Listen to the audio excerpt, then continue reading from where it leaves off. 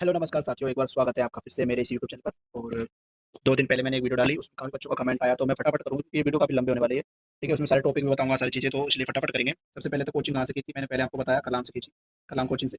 और 2024 में गया था मैं कोचिंग करने अप्रैल में। ठीक है, 24-25 मेरा बैच है। उसके बाद मैं क्या पढ़ा था, और देखो नोट्स जब वहाँ पे टेस्ट लगते थे तो उनके नोट्स जब क्लास में पढ़े तब तो नोट्स पढ़ते थे। उसके बाद में जैसे ही मैं कोचिंग करके घर आया तो उसके बाद मैं बुकलेट पढ़ने लगे, क्योंकि जब टेस्ट ही चली हुई। तो मेरा जो सिलेबस है वो लगभग 3 से 4 महीने पहले हो गया था एग्जाम से। और भी 5 महीने, लगभग 4-5 महीने पहले हो गया था, तो उसको फेरने के लिए मेरे पर्याप्त टाइम मिल गया मुझे। ठीक है, उसके बाद अगली बात करते हैं कि पेपर में कम से कम कितने क्वेश्चन करने चाहिए, कितने क्वेश्चन करने चाहिए। सबसे पहले बात तो ये पूछने वाली बात है नहीं कितने क्वेश्चन करने चाहिए, क्योंकि आपको पता है कि वहाँ जाके जो पेपर आएगा उसके अकॉर्डिंग करना। आपको अगर सिंपल पेपर आता है तो आप ज़्यादा कर सकते हो, लेकिन कठिन आएगा तो ऑटोमेटिक अपनी जो अटेम्प्ट है वो कम हो जाएगी। ठीक है, तो ये कोई पूछने वाली क्वेश्चन नहीं है, आपके अकॉर्डिंग करो वहाँ जाके। ठीक है, लेकिन फिर भी अगर कठिन पेपर है तो रिस्क कम उठाना, आपको पता चल जाएगा भाई कठिन पेपर है तो आपको रिस्क कम उठाना है। ठीक है, उसके बाद बात करते हैं कि कलाम के टेस्ट से क्वेश्चन आते हैं। देखो भाई, कलाम के टेस्ट को रीड से स्टार्ट किया उन्होंने। पिछली बार जो सेकंड ग्रेड है उसमें इन्होंने दी नहीं, तो इसको मुझे पता नहीं, लेकिन मैंने जो रीड की तैयारी की थी अभी जनवरी वाली। ठीक है, जैसे सेकंड ग्रेड की एग्जाम लगी सितंबर में, तो 3 महीने मैंने इसकी तैयारी की थी। तो उसमें से जिस्ट में से क्वेश्चन आए थे भाई, रीड में आए थे थर्ड ग्रेड में। और वो भी राजस्थान पढ़ा आता है, तो इसमें तो राजस्थान जी के, ये तो राजस्थान पोर्सन तो आप इसको पढ़ सकते हो, राजस्थान पोर्सन जिस्ट के लिए। लेकिन नोट्स को नहीं छोड़ना भाई, मैं अभी बता रहा हूँ, आखिरी तक आपको नोट्स पढ़ने हैं। आप ऐसा कर सकते हो कि भाई राजस्थान पॉलिटी और आपको भूगोल पढ़नी है, तो पॉलिटी की जिस्ट ले ली, भूगोल की नोट्स ले लिए, फिर कल दोबारा ऐसे। तो एक चीज़ का नोट्स, एक चीज़ का जिस्ट, ऐसे करके आपको पढ़ना है। नोट्स को छोड़ना नहीं है लास्ट तक। ठीक है, उसके बाद अगली बात करते हैं कि फर्स्ट पेपर में इंपॉर्टेंट टॉपिक कौन कौन से हैं और कैसे करें। देखो राजस्थान जी के है, राजस्थान जी के की पहले भूगोल की बात करते हैं। तो भूगोल में देखो भौतिक प्रदेश है, सबको पता है इसमें से क्वेश्चन आते हैं। और जो एक और जो चोटियों वाला है क्वेश्चन, उसमें से जरूरत है कि वो चोटी वाला को उनको क्रम जमा होगा सारे क्वेश्चन। देखो ऐसे तो 4-5 क्वेश्चन आते हैं, वैसे कहाँ तक बताऊंगा तो इसलिए लंबी हो जाएगी वीडियो, लेकिन आपको डायरेक्ट बता रहा हूँ तो भौतिक प्रदेश आप छोड़ के मत जाना। जलवायु सिंपल टॉपिक है, आप इसको कर सकते हो आराम से। इनकी जो संपर्क रेखा है उनमें से क्वेश्चन आते हैं ज्यादातर। जनसंख्या, जनसंख्या की आप याद कर सकते हो, बहुत सीधा क्वेश्चन आएगा मेरे अकॉर्डिंग तो जनसंख्या का। फर्स्ट ग्रेड में ज्यादा नहीं आता है। ठीक है, अब बात अंतर नदियाँ है, कृषि है, पशुधन है, जनजाति, पर्यटन। पर्यटन वाला थोड़ा सबको करता है तो आप इसको छोड़ सकते हो। बाकी उद्योग है उनमें से, अगर किसी को याद नहीं हो तो उद्योग को छोड़ सकते हो। भाई देखो ज्यादा इस टाइम पे तो आपको केवल वो लेने हैं जो आप जल्दी जल्दी कर सकते हो। छोड़ना वैसे किसी टॉपिक को नहीं है, पढ़ना सबको है। ठीक है, पशुधन, डेयरी, सारी चीज। उसके बाद हम बात करते हैं पॉलिटी की। तो पॉलिटी में देखो राज्यपाल से क्वेश्चन आना सबको पता है,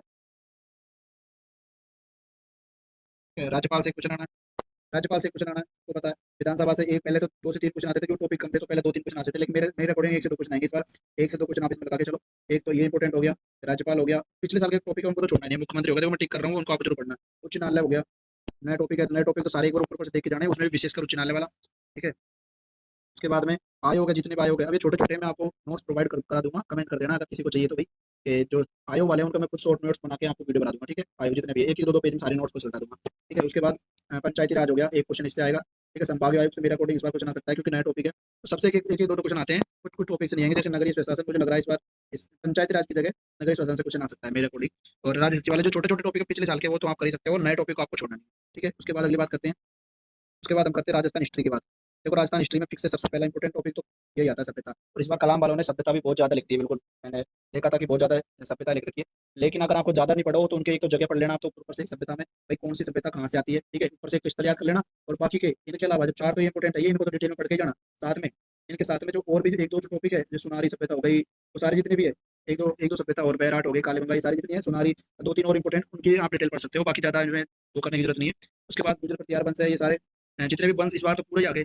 इसमें भी ये पिछले साल का है सिलेबस, इस बार तो वंश सारे आ गए, राठौर हो गए। तो आप उनको पूरे को पढ़ने के बजाय ऊपर ऊपर से अगर आप यूट्यूब वीडियो देख कर सकते हो तो वो अच्छी बात है। उसमें से एक क्वेश्चन आना ठीक से सभी वंशों में से, उसकी बजाय आप यहाँ पढ़ सकते हो। देखो यहाँ ज्यादा आप ध्यान लगाओगे तो आपके क्वेश्चन ज्यादा हो जाएंगे। ठीक है, 1857 क्रांति एक क्वेश्चन फिक्स आना, सब में से एक क्वेश्चन आना फिक्स है इसमें। उसका आंदोलन हो गया, जनजाति हो गया, एकीकरण हो गया। मेरा अकॉर्डिंग तो ये इंपॉर्टेंट ज्यादा है जबकि उनसे। और मेवाड़ वाला एक टॉपिक है, वो पढ़ सकते हो आप, क्योंकि उससे तो क्वेश्चन आने, मेवाड़ से ऐसा क्वेश्चन आते हैं। मेवाड़ वाला जितना भी टॉपिक है मेवाड़ का, वहाँ पढ़ सकते हो, स्पेशली महाराणा प्रताप वगैरह और गंगा, जो पिछले साल के जो टॉपिक है उसमें से आपको क्वेश्चन बनेंगे इसमें से। और राजवंश जो नए टॉपिक जुड़े हैं उनमें से एक क्वेश्चन बनेगा मेरे अकॉर्डिंग। ठीक है, तो आप उनको छोड़ सकते हो बाकी।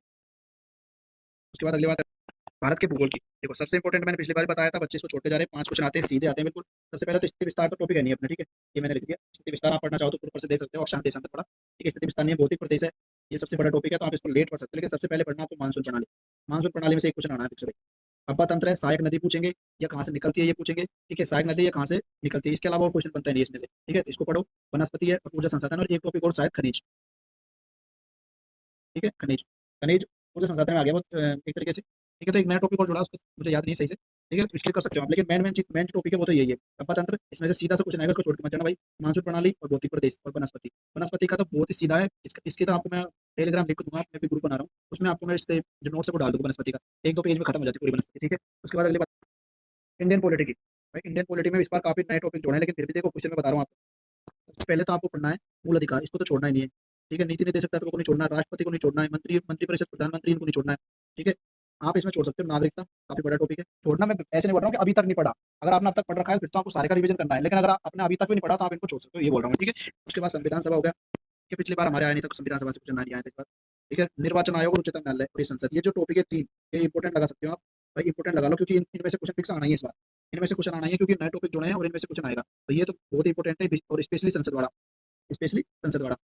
ठीक है, विश्व भूगोल के भाई काफी बच्चे जो है इसमें बहुत परेशान होते हैं, मैं खुद भी परेशान होता हूँ। मैं मेरा अपने अपना एक्सपीरियंस बता रहा हूँ। महाद्वीप और उनकी विशेषता को जब सर ने क्लास में पढ़ाया था उस टाइम पे तो मैंने काफी अच्छे से याद किया, लेकिन जैसे जैसे टाइम बीता सारे भूल गए, क्योंकि इतने बड़े बड़े हैं। तो ये दोनों टॉपिक में छोड़ गया था, मैं अपनी बता रहा हूँ भाई, ये दोनों टॉपिक में छोड़ गया था, क्योंकि जिस टॉपिक में ज्यादा मेहनत करो इतना पेज है, लगभग आधी कॉपी से भर गई थी मेरी। उसके छोड़ को आप बेसिक पवन तंत्र को पढ़ सकते हो कि कौन सी पवन जो है कौन से तट पर कौन सी कहाँ चलती है, ठीक है, कौन से देश में चलती है। उसके भी आपको मैं जो पीडीएफ है वो मैं डाल दूंगा, आप मेरे टेलीग्राम ग्रुप को ज्वाइन कर लेना, मैं आपको लिख दूंगा, डाल मैं। ठीक है, उसके बाद वैश्वीकरण एवं प्रभाव, इनके कोई जरूरत नहीं है, क्वेश्चन पर्यावरण मुद्दे इनको मेरे अकॉर्डिंग जो अभी के मुद्दे हैं ना वो पढ़ लेना, अभी के मुद्दे, पुराने को मत पढ़ना। और जनसंख्या में सीधी सी बात है, अभी पढ़ के जाना। एक तो जो महाद्वीप है, महाद्वीप, महाद्वीप का क्रम, एक तो महाद्वीप का क्रम है वो पढ़ना आपको जनसंख्या के अकॉर्डिंग, और एक देशों का क्रम, एक देशों का क्रम। पिछले हर साल में ये क्वेश्चन आता है कि देशों का क्रम जमाओ, कौन सा देश कितना आगे। ठीक है, एक तो महाद्वीप का क्रम और एक देशों का क्रम, क्षेत्रफल, क्षेत्रफल और जनसंख्या दोनों का अकॉर्डिंग आपको देखना, इसमें से क्वेश्चन है। बाकी सबसे इंपॉर्टेंट है मनोविज्ञान, मनोविज्ञान की बात नहीं की मैंने क्योंकि इसमें जोड़ा नहीं, मैंने मनोविज्ञान में तो क्या ही बताऊँ, बाल विकास वगैरह वो सारी चीजें आपको पढ़नी है। ठीक है, तो मनोविज्ञान बहुत ही इंपॉर्टेंट है। मनोविज्ञान में से आपके लगभग 16 क्वेश्चन, अगर 15-16 क्वेश्चन अगर हो जाते हैं ना, बहुत अच्छी पोजीशन में हो जाते हैं। ठीक है, तो मनोविज्ञान को नहीं छोड़ना आपको। और एक विवेक पारिक सर की जो वीडियो चलती है वो यूट्यूब पर चलाते हैं मैराथन, आप उसको देख सकते हो। ठीक है, तो इसी के साथ वीडियो को ऐड करते हुए, काफी लंबी वीडियो गई है, तो लाइक जरूर कर देना यार दोस्तों, यार दोबारा आपके पीडीएफ लेके आऊंगा और हर टॉपिक का नोट्स बनाऊंगा। ठीक है।